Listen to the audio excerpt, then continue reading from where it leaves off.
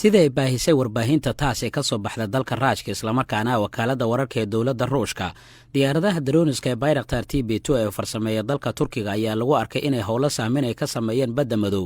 taasi oo qayb ka ah xiisadii ka caraysiisay dowladda raashka islamarkaana isku qabteen qaar ka mid a waddamada reer galbeedka oo maraykanka ugu horreeyo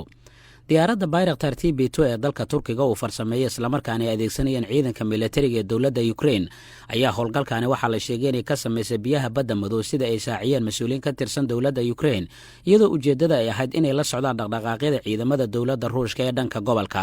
arrintan waxay ku soo beegantay xilli madaxweynaha dowladda turkiga Rajab Tayyip Erdogan uu ku dhawaaqay inuu door weyn ka qaadan doono sidii loo xallin lahaa xiisadda u dhaxaysa labada dowladood ee Ukraine iyo Raashka taasoo muddooyinkii ugu dambeeyay ka taagan xuduudda labada dowladood ee wadaagaan ku dhowaad muddo 8 saacadood ayay diyaaradani howlgalka saamaynta ay sameynaysay kadib markii ay ka soo dhaqaaqday garoon diyaaradeedka Kolbakina la yiraahdo oo ay adeegsadaan ciidanka militariga ee dowladda Ukraine islamarkaana saldhigga militari oo adeegsadaan ciidamadan oo kan ugu weyn ee ku yaala dhanka koonfur bari magaalada lagu magacaabo Nikolaev ee ka tirsan dalka Ukraine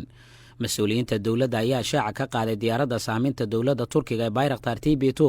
inay sidoo kale caawisay ciidanka dhanka badda ee dowladda Ukraine ee saldhigga ku leh halkaasi si ay guutadaasi u helaan macluumaadyada la xiriira dhaqdhaqaaqa ciidamada dowladda ruushka iyo maraakiibta dowladda ruushka ee dhanka badda madow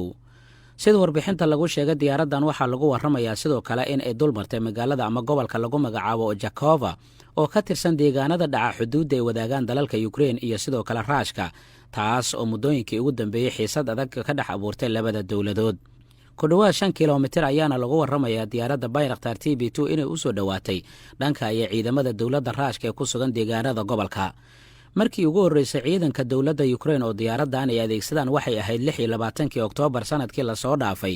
markii tiro ka mid ah diyaaradaha dagaalka ee bayraktar TB2 ay adeegsadeen ciidanka militariga ee dowladda Ukraine gaar ahaan xilli ay u adeegsadeen gobolka Donbass halkaas oo ay ka sameynayeen la socoshada dhaqdhaqaaqyada kooxaha gooni ugoosadka ee taageerada ka helaya dowladda Raashka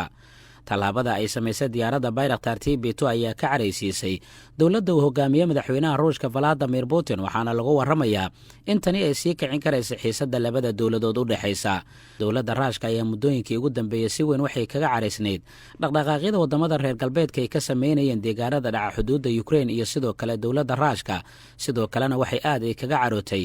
maraakiibta dagaalka ee dowladda Maraykanka iyo waddamada kale ee reer galbeedka dhowlatusyadii ay ka sameynayeen biyaha badda madow ma jiro wax war oo ka soo baxay dhanka dowladda turkiga oo ku aadan howlgalka diyaaradda bayraktar TB2 ay adeegsanayeen ciidamada dowladda Ukraine ay ka samaysay biyaha badda madow waxyaabaha ka soo kordha macluumaadyadeena kale ayaan kugula wadaagi doonaa insha Allah